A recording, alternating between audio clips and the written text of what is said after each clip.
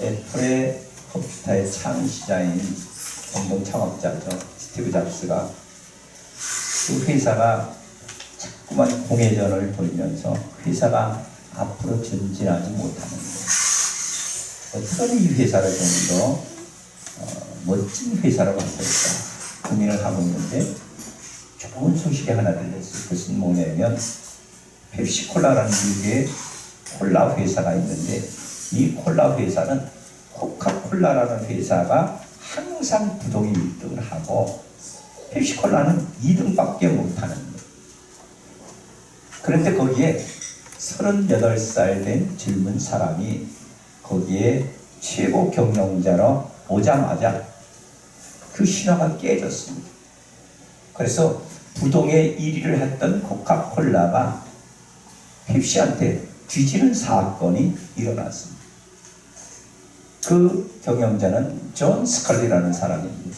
38살에 그런 사건을 일으켰으니까 대단히 훌륭한 사람이라고 생각이 돼서 스티브 잡스가 가서 이야기를 합니다. 우리 회사에 와서 좀 일 좀 해주십시오. 존 스컬리가 가겠습니까?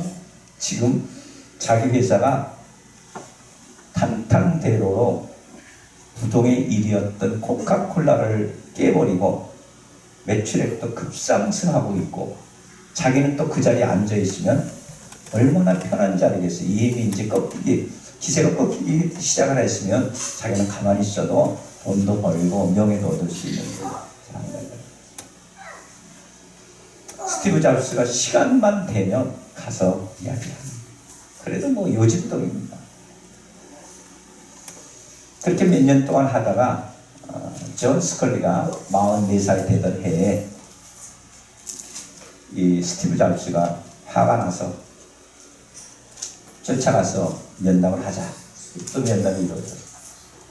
존 스컬리는 이제 또 자기에게 오라는 얘기를 할 줄 알고 그렇게 얘기를 했습니다. 면담을 하면서 스티브 잡스가 이렇게 이야기를 합니다. 당신은 일평생 설탕물만 팔다가 죽을 겁니다. 아니면 이 세상을 나와 함께 바꿔보겠습니다. 그때까지만 해도 존 스컬리가 생각할 때는 코카콜라라는 그런 상표를 판다고 생각을 했지 설탕물을 판다는 생각을 해요. 쇼크를 내가 겨우 이 설탕물 하나를 파는 것 같고 이 일평생을 맡기는 것이 너무 억울하다. 나는 세상을 바꾸는데 뛰어들겠다. 그래서 애플이라는 회사로 나중에 가게 됩니다. 여러분, 세상에는 적당히 자기의 자리에 안주하고 싶어하는 사람들이 누구나 다 똑같습니다. 이 정도 됐으면 됐지. 교회도 그렇고 가정도 그렇고 자녀들도 그렇고 웬만하면 이만하면 돼. 이쯤 되면 됐지 뭐. 이렇게 생각하고 안주하는 경우가 많습니다. 그러나 세계를 움직이는 모든 사람들의 특징은 무언가 안주하려고 하는 것이 아니라 도전하려고 했다는 거예요. 교회도 마찬가지입니다. 교회가 도전할 수 있는 것은 많은 영혼들을 구원하는 것, 기도하는 것, 예배를 통해서 하나님의 은혜를 체험하는 것, 기적을 체험하는 것, 이런 것들이 다 도전인 것입니다. 저와 여러분들이 오늘 이 시간에도 하나님께서 주시는 놀라운 은혜를 통한 도전의 역사가 일어나게 되기를 예수 이름으로 축원을 드립니다. 역사상, 우리나라 역사상에 여성 전도, 복음 전도자로 아주 유명한 사람이 있습니다. 그 사람은 문중경 전도사라는 여자인데 이 사람이 저거와 전라도 신안군이라는 데 태어났어요. 암태면 뭐 수공이라는 데는 알지도 못하는 지역이지만 하여튼 전라도 섬지방의 작은 섬지방에서 태어났어요. 자기간에는 아주 어릴 때 자랄 때 총명하다고 이야기도 들었고 실제로 굉장히 총명한 사람입니다. 그런데 그때 당시만 하더라도 집안에서 야 누구네 집에 결혼해라 그러면 결혼하던 시절 그래서 17살 때 다른 남자를 만나서 결혼을 했는데 이 남자가 생전 보기를 했어요. 사랑을 해봤어요. 뭘 아무것도 해보지 않는. 그 또 이 남자도 다른 동네에서 결혼했다고 왔는데 결혼하겠다고 왔는데 마음에 들지 않아요. 그래서 이 남자도 그 가까운 신안군에 가까운 데가 목포인데 목포에 나가서 다른 여자하고 살림을 차리고 집을 차려합니다. 그래도 이 문중경이라는 여인은 시어머니를 잘 공경하고 형제를 다니고 누가 뭐라 치면 나는 살아있는 생각이다. 남편은 살아있고 나는 생각이다. 그런 얘기를 해요. 그런데 불구하고 그가 시아버지의 사랑을 많이 받았기 때문에 시아버지 덕택에 한글도 배우기도 하고 그랬습니다. 한문도 공부하기도 하고 그런 자기를 아끼던 시아버지가 죽게 되니까 시어머니는 자기네 시숙집으로 그냥 가버립니다. 그래서 혼자 자기도 그 신안군에 그 섬에서 벗어나서 목포로 와서 단칸방에서 삭바느질을 하면서 먹고 삽니다. 자녀를 키워갑니다. 근데 어느 날 어떤 사람이 전도를 하는데 전도지를 보니까 거기에 무언가 있는 것 같아요. 그래서 그 전도지를 따라서 그 지역에 와서 앉아서 예배를 드립니다. 그때 당시에는 성결교단의 아주 훌륭한 부흥사였던 이성복 목사, 당시에는 전도사였는데 이 전도사가 막 개척한 북성동 성결교회라는 교회가 있어요. 가서 보니까 초가집 안에 방 조그만 데서 예배를 드리기 시작해요. 거기서 예배를 드리니 너무너무 은혜가 돼요. 세상에 남편도 소망이 없고 자식도 없고 자기 주에는 자기를 돌봐보는 아무도 없는데 예수께서 내가 너를 친구라고 얘기를 하셨고 그게 마음의 위로가 되는 것이죠. 수고가 묵은 짐이 있으면 다 내게 오라고 말씀하셔요. 인생에 어떻게 살아야 될지 모를 때 예수께서 빛이라고 얘기해 주셨고 할렐루야. 그러니까 마음이 얼마나 평안이 있겠어요. 그래서 그 교회를 열심히 다닙니다. 그리고 어느 날 이제 다니다 보니까 집사직분을 받기가 합니다. 집사직분을 받는 날 그때 결심을 합니다. 하나님, 나는 이제부터 오늘부터는 일평생 주를 위해서 복음만 전하다가 죽겠습니다. 그리고 그것을 목사님한테 가서 이야기를 합니다. 목사님이 얘기하니까 그러면 그렇게 전도자가 되려면 당시에는 신학교를 다녀야 된다고 그래서 신학교로 가게 됐는데 그 신학교라는 게 옛날에는 결혼하면 못 가는 거예요. 옛날에는 제도도 많은 제도가 있어요. 여성들도 못 가는 경우도 많았고 특별히 결혼한 여자는 또 입학을 안 받아요. 그래서 할 수 없이 청강생으로 들어갔어요. 돈도 자기가 벌어서 먹고 사는 사람이 무슨 돈이 있겠어요. 그래서 이성복 목사가 그러지 말고 이 사람은 좀 어떻게 돌봐줘라.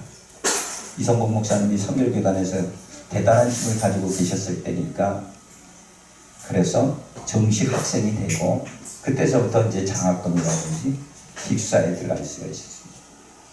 학교를 다니면서 방학이 되면 자기 고향으로 내려 고향에 내려가서 한 달 내내 전도하고 거기에다 교회를 세웁니다. 역사서를 보면 1933년도에 진리교회를 설립하고 1935년에 중동리 교회를 하고 36년은 대철교회를 하고 교회를 많이 세웠어요. 그가 살아생전에 10여 개의 교회를 개척을 했습니다.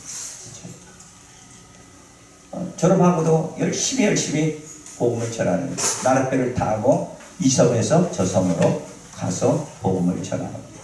또 사람들이 우편물을 하라고 하면 우편물도 갖다 주기도 하고 때로는 짐을 갖다 달라고 하면 짐도 갖다 주기도 하고 이런 일을 해가면서 복음을 전도했습니다.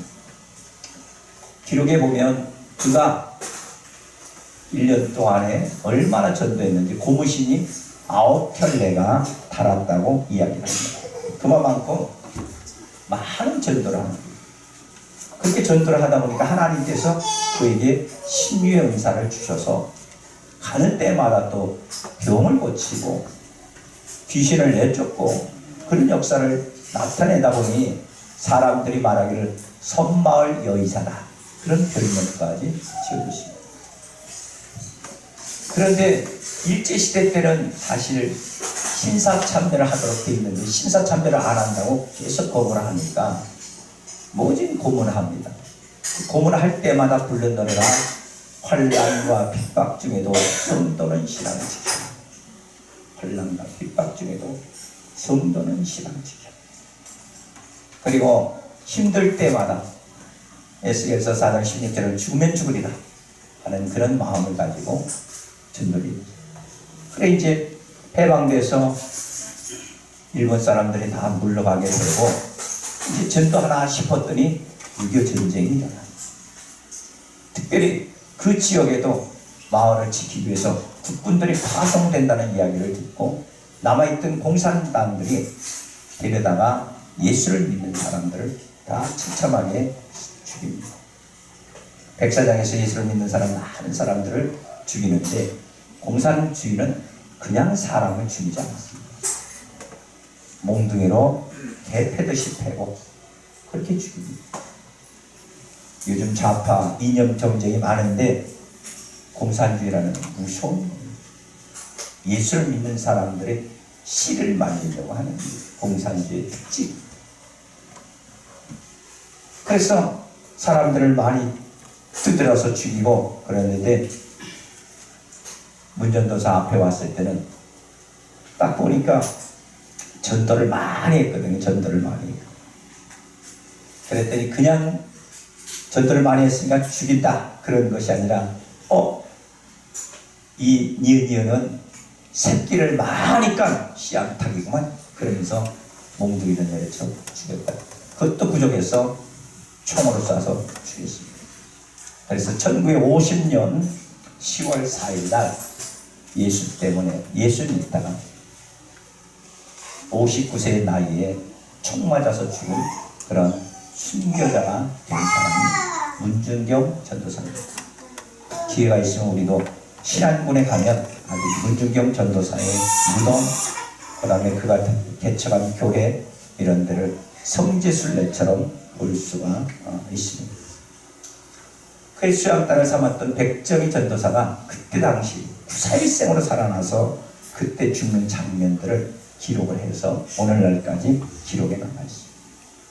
한 사람의 그런 전도가 그 지역에 많은 10개 교회라는 그런 교회를 세우고 그곳에서 신앙생활하고 하나님의 은혜를 받고 하나님의 은총을 받았다는 사람들은 수없이 많습니다. 우리나라 교계에 큰 역할을 했던 CCC의 창시자인 김준문 박사라든지 성결교회 대부였던 이만신 목사님이라든지 또 상담학 그런 사람 빼놓을 수 없는 정태기 박사라든지 또 이봉성 목사라든지 이만성 목사라는 부흥 강사라든지 이런 사람들이 다 그 문준경 전도사가 개척한 교회에서 성장해서 대한민국의 영적인 커다란 일을 이루는 사람이 되었던 것을 역사는 우리들에게 보여주고 있는 것입니다. 여러분, 전도라는 것은 이만큼 중요한 것입니다. 영혼을 하나 살림으로 말미암아서 그 영혼들이 또 다른 영혼들을 이끌어서 하나님의 거룩한 백성이 되는 것을 성경 우리들에게 보여주고 역사도 우리들에게 보여줍니다.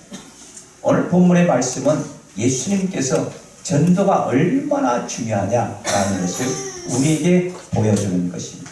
예수님께서도 자신에게 동일한 사명이 있음을 오늘 성경은 고백을 합니다. 예수님께서 병자를 늘 고치시고 하루하루 바쁜 시간에 한적한 곳으로 갔습니다. 마가복음처럼 기도하러 한적한 곳에 가서 예수님께서 계신데 수많은 사람들이 병자를 데리고 옵니다. 병자를 데리고 오는데 그 병자를 놔두고 예수님 다른 지역으로 갔습니다. 그래서 하시는 말씀이 나는 이 땅에 병자 고치는 것도 병자 고치는 것이지만 전도하러 왔다고 성경은 선포를 하고 있는 것입니다. 이 마을 저 마을에 지나서 우리 전도하려고 왔다.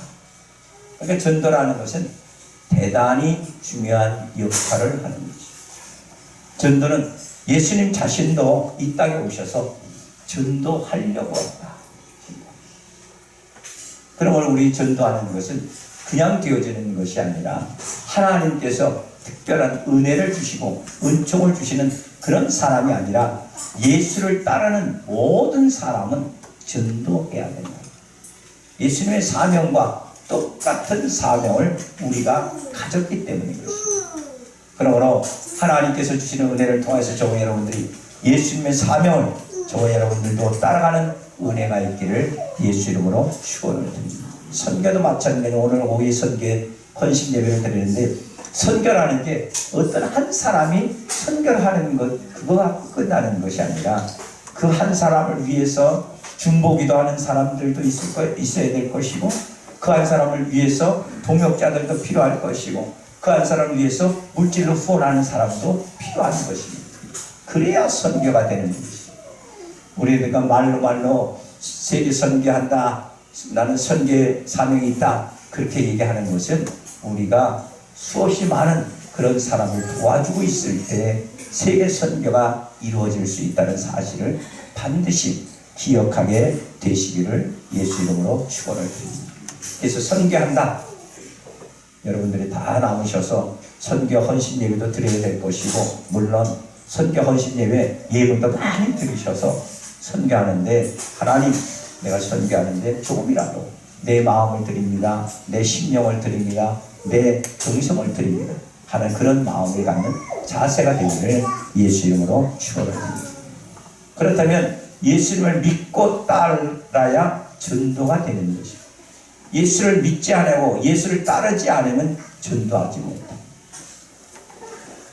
예수를 믿는다는 것은 예수님께서 한 사역을 나도 감당할 수 있다라는 생각을 갖는 것입니다. 그렇기 때문에 예수님께서 어떤 일을 하시든지 모든 관점을 전도에 두셨습니다. 여러분 잘 아는 것처럼 사마리아라는 길을 갈 때 어떤 여인이 와서 물을 길러 옵니다. 그 여자에게 말합니다. 야, 나 이제 물 좀 달라.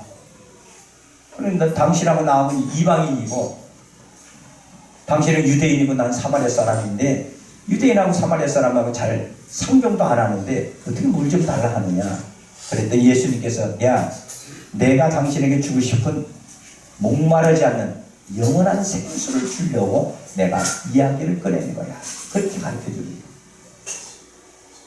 그 여인이 그것을 깨닫고, 그 여인은 나중에는 예수를 믿고 이가 그리스도다 라고 동네 가서 큰 소리로 외칩니다. 사람들이 너무너무 깜짝 놀라서 그래? 정말이야? 그래서 실제로 가서 예수님 앞에 가서 보고 예수님의 말씀을 듣고 나서 많은 사람들이 그리스도의 말씀을 듣고 예수를 믿으니라 그랬습니다. 그러므로 저와 여러분들이 그냥 되어지는 사건들이 아니라는, 인생 그냥 되어지는 것이 아니라 내가 만나고 있는 사람, 내가 함께 있는 사람, 내가 또 부리는 직원들, 이 모든 것들이 하나님께서 나를 통하여서 무언가 역사하려고 한다는 사실을 우리가 반드시 기억해야 된다는 것입니다. 예수님께서 여리고 길을 가시다가 삭개오라는 사람을 만나게 됐는데, 그 삭개오라는 사람이 예수님이 만날 것을 미리 아신 거죠. 그래서 뽕나무 위에 올라갔을 때도 누가 얘기하지 않았는데도 예수님께서 삭개오야 내려라, 삭개오라 하셨어요.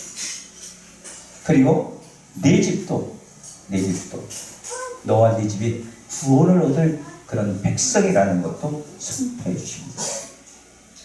그러므로 예수님이 가는 곳곳마다 어떤 모양으로라도 예수가 이 땅에서 그리스도요, 살아계신 하나님의 아들이심을 고백할 수 있도록 만드는 것입니다. 그래서 모든 영혼들을 구원시키려고 하는 것이 예수님의 커다란 목적이었다고 한다면, 저와 여러분들의 삶도 예수를 따릅니다, 예수를 쫓아갑니다, 나는 예수와 함께 있습니다 라고 고백한다고 한다면 우리는 전도해야 되는 것입니다.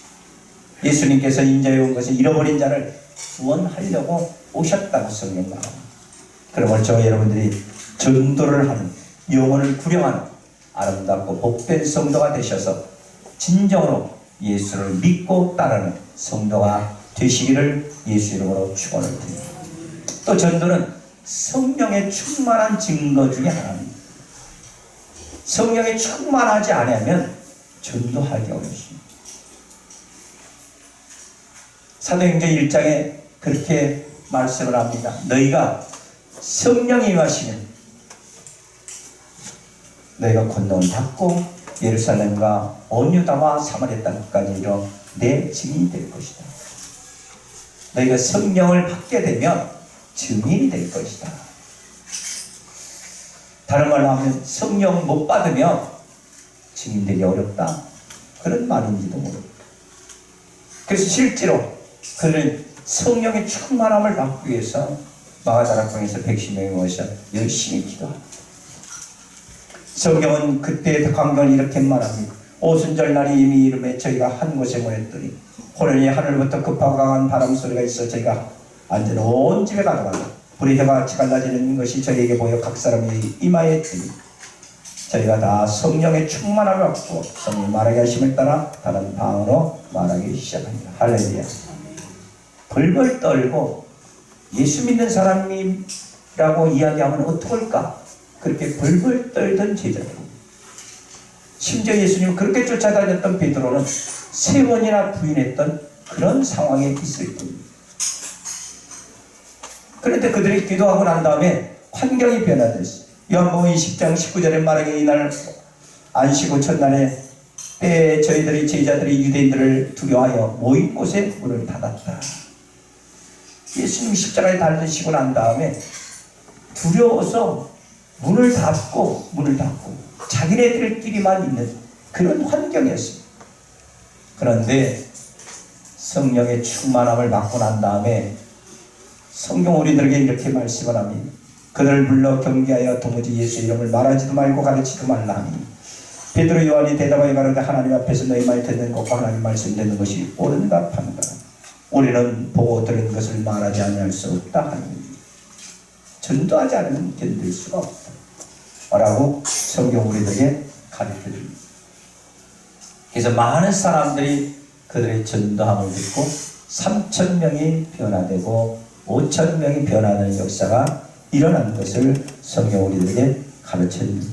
더 심해서는 사도행전 6장에 보니까 하나님 말씀이 점점 왕성하여 예루살렘에 있는 제자 수가 더 심히 많아지고 허다한 제자의 무리가 이도에 복종하니라. 3,000명, 5,000명 아니라 많은 사람들이 이 말씀에 복종했다, 그렇게 말합니다. 그래서 전도해야 됩니다. 성령이 충만하지 않으면 전도할 수가 없습니다. 폴 러셀만이라는 사람이 지나가다 한 사람을 전도했는데 그 전도를 받은 사람이 우연치 않게 할리우드 영화 감독으로 유명한 존 헤이먼이라는 사람. 존 헤이먼하고 같이 성경 공부를 하다가 존 헤이먼이 은혜를 받았습니다. 성령의 충만한 은혜를 받고 나니까 그가 이렇게 고백을 합니다. 내가 이제까지는 사람들을 위한 영화를 만들었지만 이제는 주님을 위한 영화를 만들었습니다. 예수님을 위한 영화를 만들었습니다. 그래서 그때서부터 성경의 사복음서를 읽게 되고 그 사복음서 중에서 누가복음을 채택해서 누가복음에 대한 내용들을 상세 시나리오로 만들어서 제작한 영화가 예수라는 영화입니다. 그 영화는 제작할 때서부터 많은 감동을 주었어요. 스태프진들이 그 영화를 찍다가 하나님의 은혜를 체험하고 기적을 체험하고 질병이 치료되고 그런 역사가 일어났거든요.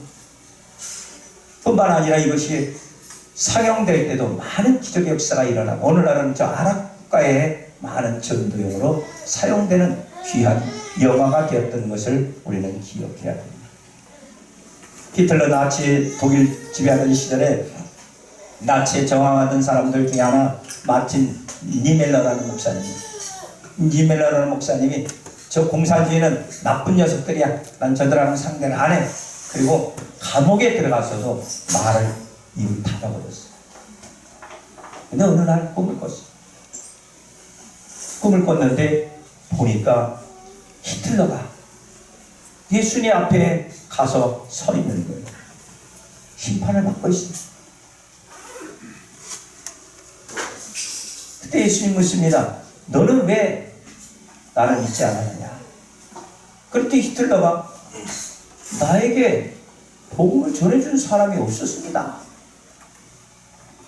그랬더니 무슨 소리냐 예수님이. 아니 너한테 마틴 니물러라는 목사하고 너 몇 시간 동안 얘기를 하지 않았냐? 그런데도 너에게 한 번이라도 예수에 대한 얘기를 하지 않았더냐? 안 했습니다. 니물러 목사가 히틀러가 자기를 신문하고 자기를 핍박하고 자기를 멸시하고 하나님을 믿는 백성들을 너무 핍박하다 보니까 그에게 예수를 믿으라고 얘기조차 안 합니다. 너무 깜짝 놀라서 꿈에서 깼습니다. 그 뒤로 그는 간수장으로 시작해서 보는 사람마다 복음을 전하는 사람이었습니다. 원래 들어가기 전부터 복음의 전도자였지만 감옥 안에서 많은 영혼들을 예수께 인도한 사건이 역사적으로 나타나 있는 것입니다. 여러분 성령에 충만해야 복음을 전할 수가 있습니다. 복음 전하는 자는 성령에 충만하지 아니할 수가 없는 것입니다. 복음의 전도를 통하여서 하나님의 영광을 제공하는 저와 여러분이 되시기를 예수 이름으로 축원드립니다. 그렇다면 이렇게 전도하면 하나님께서 그만 놔두느냐? 하나님께서 반드시 상급이십니다. 성경적으로 보면 하나님께서 전도하라고 말씀하고 땅끝까지 복음을 전파하라고 하고 난 다음에 내가 세상 끝날까지 너희와 항상 함께 있으리라. 함께 있으리라. 복음을 전파하고 나면 내가 항상 너희와 함께 있으리라. 시편 기자는 이렇게 말합니다. 열매를 맺을 수 있다. 눈물을 흘리며 씨를 뿌리는 자는 기쁨으로 단을 거두리로다.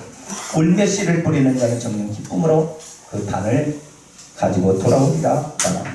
욕먹고 멸시받고 핍박받고 그렇게 전도한 사람은 큰 기쁨과 행복으로 하나님께서 대신 채워줄 거라고 성경 말합니다. 세 번째는 허다한 죄를 덮어주십니다. 야고보서 5장 20절에 말하기를 너희가 알 것은 죄인의 미혹한 길에서 돌아서게 하는 자는 그 영혼의 사문에서 허다한 죄를 덮습니다.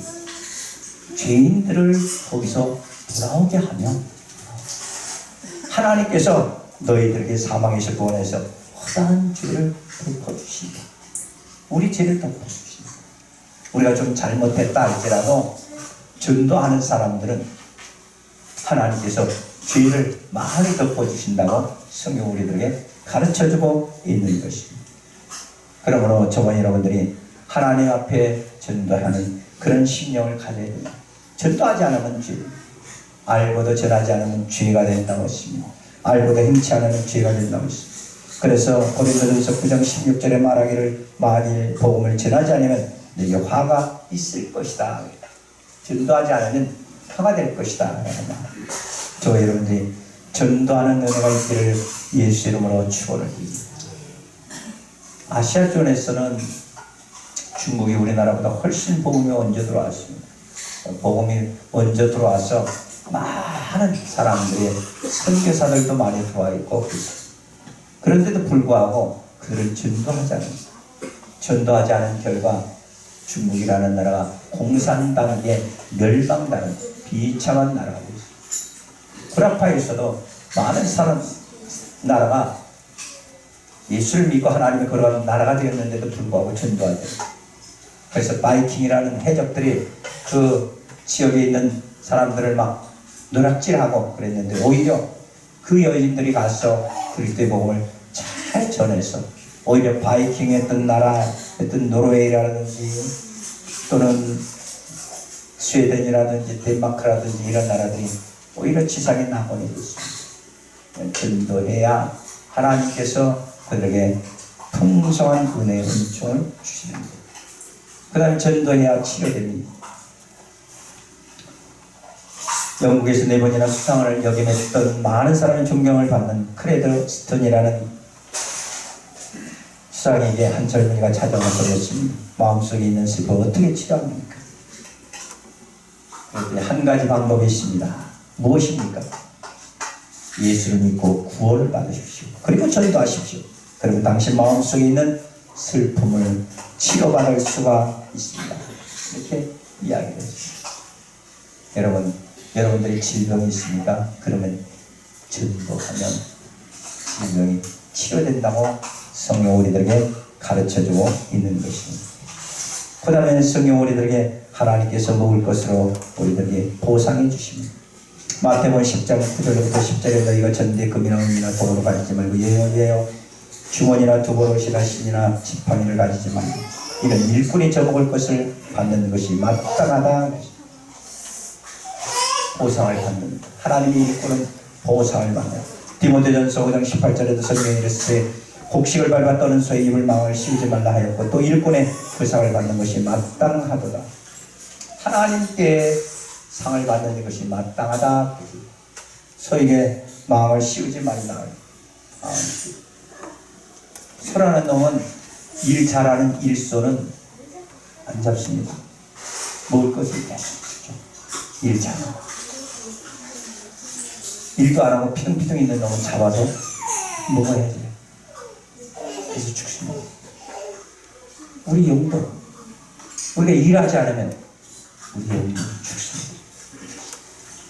일하는 성도 그래야 보상을 받습니다. 마지막으로 쓰면 우리에게 하나님께서 별과 같이 빛나는 큰 상급을 주십니다. 다니엘서 10장 2절 3절에 말하기를 땅에 티끌같이 가운데서 자는 자들 중에 뛰어 영생을 얻는 자도 있겠고 수를 받아서 영원히 부끄러움을 받는 자들도 있을 것이며 지 있는 자는 궁창의 빛과 같이 빛날 것이요 많은 사람을 옳은 대로 돌아오게 하는 자는 별과 같이 영원토록 빛날 것이다. 많은 사람들을 영혼들을 살리는 사람 별과 같이 빛난다. 그렇게 성경 우리들에게 가르쳐주고 있는 것입니다. 그러므로 하나님께서 주시는 은혜를 통해서 우리들에게 큰 별과 같은 축복을 받는 그런 성도가 되어야 되겠습니다. 어떤 전도 목사님이 죽어서 천국을 갔는데 가서 보니까 수많은 사람들이 흰옷을 입고 자기를 마주 나왔다는 거예요. 자기 아는 사람은 몇 사람 되지 않는데 보니까 다 모르는 사람이에요. 당신들은 누구냐? 그렇게 물어보니까 그때 목사님께서 우리들에게 전도했던 나는 어디서 전도받았던 사람이고 나는 어디서 전도받았던 사람이고 나는 어디서 전도받았던 사람이고 그렇게 이야기하더라고요. 그래서 꿈에서 깨어난 다음에 그 다음부터는 더욱더 열심히 전도를 했다는 거예요. 여러분 전도하는 사람이 별과 같이 빛나는 커다란 상급을 받는 은혜가 있는 줄 여러분 믿으시기를 예수 이름으로 축원을 드립니다. 말씀을 정리합니다. 원래 예수님의 뜻대로 산다고 한다면 반드시 전도해야 되는 것입니다. 예수님께서 전도하라는 성도들에게 상급을 준비하고 명령하셨는데도 불구하고 그 명령에 순종하지 않았다면 반쪽짜리 신앙이 될 수밖에 없는 거예요. 하나님께서 좋은 것을 예배하고 너희들 이거 하면 이거 가져가 라고 얘기했는데 하지 않냐고 가져가지 못한다 한다면 반쪽짜리 신앙이 될 수밖에 없는 것입니다. 아무리 좋은 직책을 받고 아무리 훌륭한 직분을 받았다 할지라도 반쪽짜리 신앙은 하나님의 기적을 온전히 체험할 수가 없게 되는 것입니다. 그러므로 저는 여러분들이 하나님께서 전도하려고 이 땅에 오셨던 것처럼 나도 하나님께서 남은 사명을 감당하기 위해서 나를 교회로 부르신 줄 믿습니다. 그럼 마지막 때 내가 전도하는 사명을 가지고 영혼들을 살리는 데 쓰임받는 사람이 되기를 원합니다. 듣든지 안 듣든지 나오든지 안 나오든지 나는 열심히 전도하겠습니다. 그들의 영혼들이 전도를 하나님의 음성을 듣고 하나님께서 마음을 감동시켜 주셔서 몸된 교회에 나와서 예수를 믿고 하나님의 거룩한 백성들이 되는 쓰임을 받는 은혜가 반드시 일어나게 되시길 바랍니다. 성경이 말하는 것처럼 울며 씨를 뿌리는 자는 기쁨으로 하늘 부르고 전에 저희 교회가 열심히 전도할 때는 저 원산이 저쪽에 공장에 있는 외국인까지 끌어다가 앉혀놓은 그런 때가 있었습니다. 그때 당시 전도했는데 저희 교회를 나오지 않았지만 요즘 들어서 가끔 가다가 보니까 이제는 교회를 다니는 사람이 된 사람들이 우리 주변에 수도 없이 많습니다. 그 사람들 다 우리가 전도할 때까지만 해도 완악해서 예수를 믿지 않고 하나님 거룩한 백성이 되지 않겠다고 말하고 우리에게 오히려 욕하고 그러던 사람들이 언젠가서부터는 가까운 이웃 교회를 다니는 것을 보면서 하나님께서 우리에게 큰 상급을 여기서는 못 받는다 할지라도 하늘에서는 받겠구나 그런 확신이 드는 것입니다. 저와 여러분들이 예수님을 따라서 저와 여러분들도 전도하는 그런 은혜가 있기를 예수 이름으로 축원을 드립니다. 기도하겠습니다.